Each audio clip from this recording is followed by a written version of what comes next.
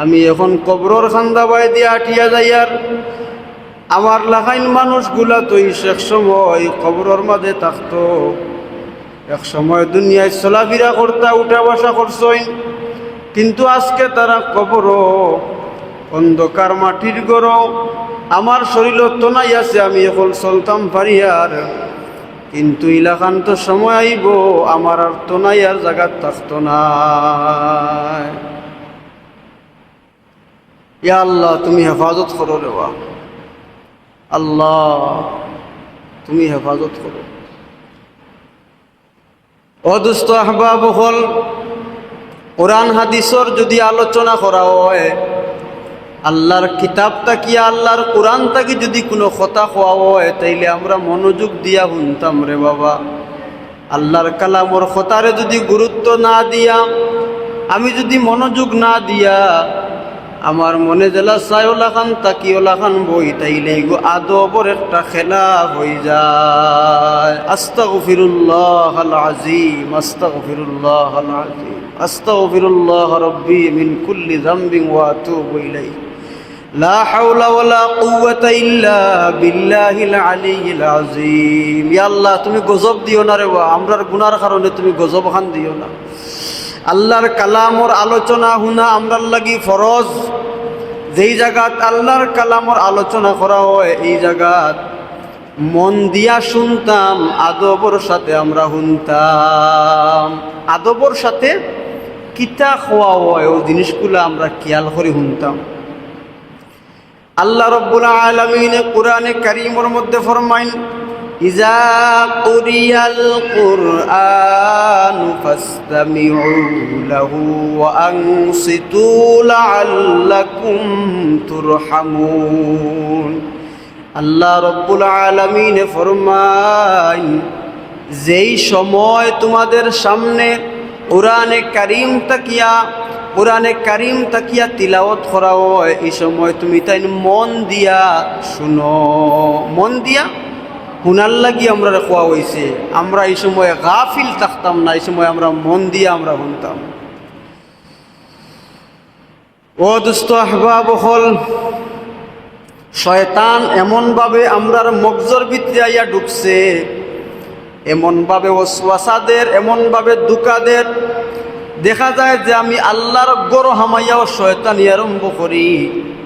দেখা যায় যে শয়তানে আমার রোগর ভিতরে হামাইয়া এমন ইনজেকশন গুলা দের, এই সময় দেখা যায় গুনাহ করতে খালি মজা লাগে আর মজা লাগে।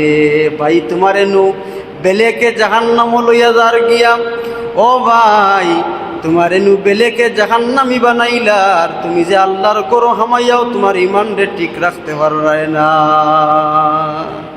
দোস্ত আহবাব হল, আল্লাহর কালামটাকে যদি কোনো আলোচনা করা হয়, তাইলে মন দিয়ে আমরা শুনতাম, দিলর খান দিয়ে আমরা শুনতাম, আমলর নিয়তে শুনতাম, আদবর সহিত আমরা শুনতাম।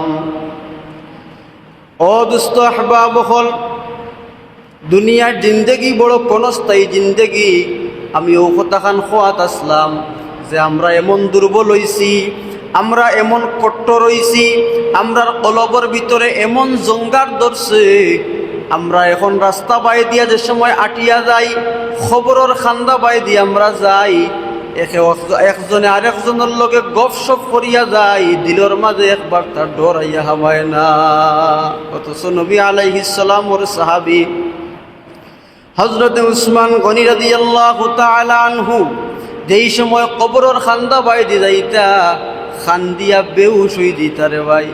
জিকার করা ওই উসমান, তুমি নু আল্লাহর নবীর সাহাবী। ও উসমান, আল্লাহর নবী তোমার জান্নাতি কইছইন, আল্লাহর নবী তোমার জান্নাতর ঘোষণা দিছইন, তুমি জান্নাতন সার্টিফিকেট প্রাপ্ত সাহাবী। ও উসমান, তাইলে তুমি কবরন পাশ দিয়া যাওয়ার সময় তো খান্দন করো কেনে? উসমান রাদিয়াল্লাহু তাআলা আনহু জবাব দেন, আল্লাহর রাসূলের মুখ থেকে শুনছি, আল কবরু রাউযাতুম মির রিয়াদিল জান্নাহ, আও হুফরাতুম মিন হুফারিন নার। উসমান রাদিয়াল্লাহু তাআলা আনহু কইন, আমি রাসূলের জবান থাকি ও কথা কান শুনছি যে কবর খেউরর লাগি জান্নাতর টুকরা, আবার খেউরর লাগি জাহান্নামর গর্ত। তো এখন কবর খান্দা বাই যে সময় যায়, এই সময় কিছু তো বয় পাওয়ার কথা। নবীজির সাহাবিয়ে যদি দেখিয়া খান্দিয়া বেহুশ হয়ে যায় জান্নাতর সার্টিফিকেট পাওয়ার বাদে, অথচ আমরার কোনো সার্টিফিকেট নাই, কিচ্ছু নাই, জান্নাতও যাইমু না জাহান্নামও যাইমু, ইটা আমল দিয়া জান্নাতও যাওয়া সম্ভব হইব নি? এর বাদেও কবরে দিয়ে যাওয়ার সময় একবার তার ডরখানাই হামায় না। এর বাদে কবর খান্দা আমরা লই না। আমার মা আছেন কবর, বাপ আছেন কবর, দাদা